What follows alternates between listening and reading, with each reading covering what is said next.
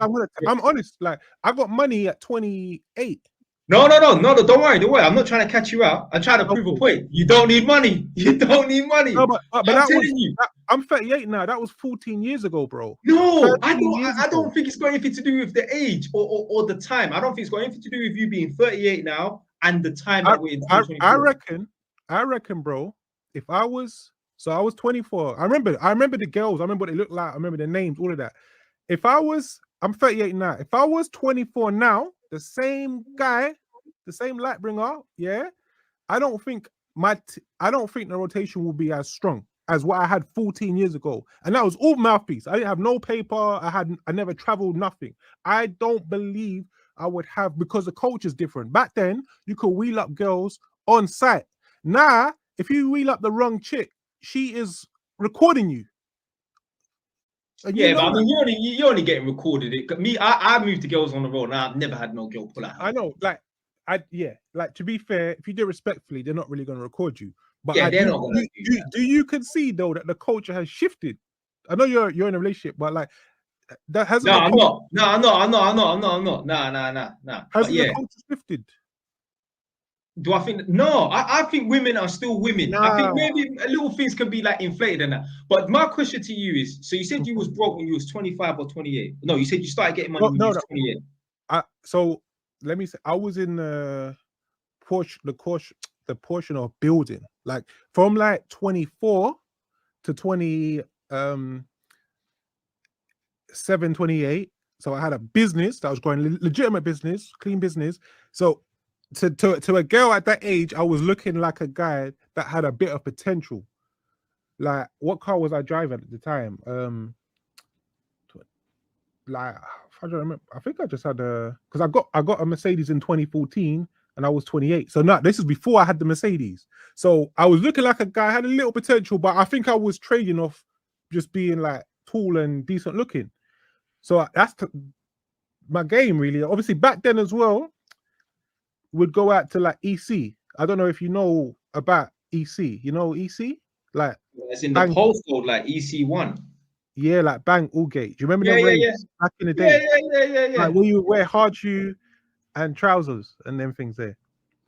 You have to wear what? Trousers? Hard shoe. Like, you'd wear hard shoe. Like, no Pradas and have all that shit. So yeah, that was part of the culture. But now I think it's slightly shifted. So we was getting a lot of practice, you know what I mean? And then what else? Trying to put myself back in that time. Yeah, man, it's just, so I'm not saying a guy can't get chicks. Like, I'm sure if I was 24 now, I would get, and I didn't have paper, I would be okay. But I do think the brothers now that are 24 are not getting the same joy that I was getting at 24. And that's not an ego thing. It's just, to me, it's a reflection of the market.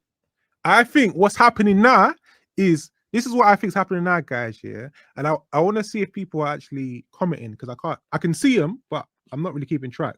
What I think is happening now in the market, because of social media, and there's more like status guys now, I think, even though there's always been status guys, but now I think there's more online status, and people are actually getting money from the online thing as well now.